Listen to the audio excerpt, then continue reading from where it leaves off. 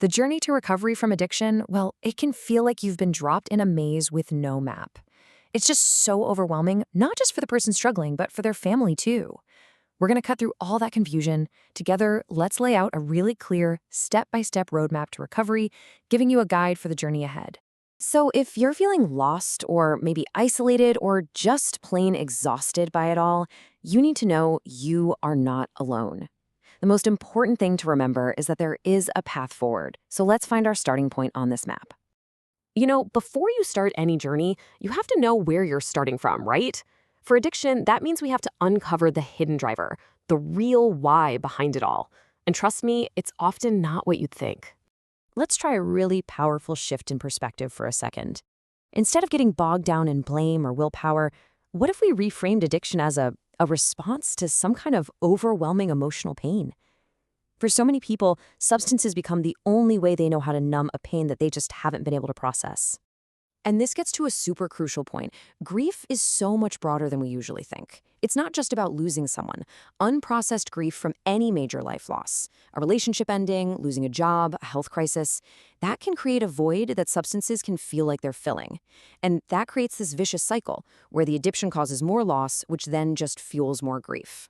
And the connection here? It's just undeniable. I mean, get this. 7.7 million adults in the US are living with both PTSD and a substance use disorder. That number is staggering, and it just goes to show how often unresolved trauma and grief are the deep-seated roots that have to be addressed for any true healing to happen. So, understanding that root cause is step one. But recovery is hardly ever a solo journey. Addiction sends ripples through the entire family. And that means the family needs its own map for support. Let's take a look at two key options here. Okay, so the big choice here really comes down to your primary goal. Are you looking for active intervention or personal support? CRAFT, over on the left, is all about being proactive and learning skills. It's a therapy backed by evidence that actually teaches you how to actively motivate your loved one to get into treatment. Then you have Al-Anon on the right. That's a free fellowship that's focused completely on your personal healing and serenity, no matter what your loved one decides to do. All right, so once you have a handle on the why and you've got a support system getting in place, the first physical action on the recovery journey can begin. We're talking about detoxification, and how you approach it is honestly one of the most critical decisions you will make. And answering this question the right way is absolutely vital. I mean, it can be the difference between a successful recovery and a really dangerous, maybe even life-threatening setback. Not all detox methods are created equal, not by a long shot. The two main paths you'll see are medical detox and a standalone holistic approach. Now, medical detox, its number one priority is physical safety, with 24/7 monitoring and medication to manage withdrawal symptoms. A standalone holistic approach, while it's focused on wellness, it just doesn't have that critical medical oversight. And for substances like alcohol, opioids, or benzos, that's a huge risk.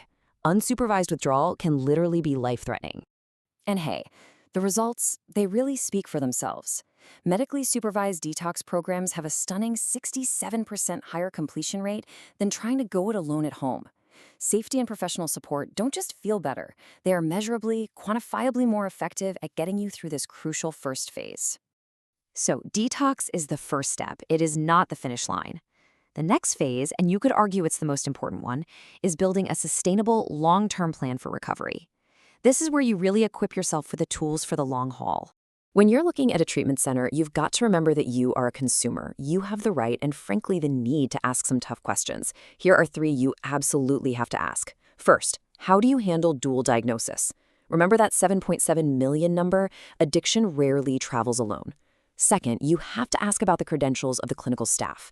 And third, what is the plan for aftercare? What happens after the program ends is so critical for long-term success. This way of thinking leads us right to a modern, evidence-based model called ROSC, or Recovery-Oriented Systems of Care.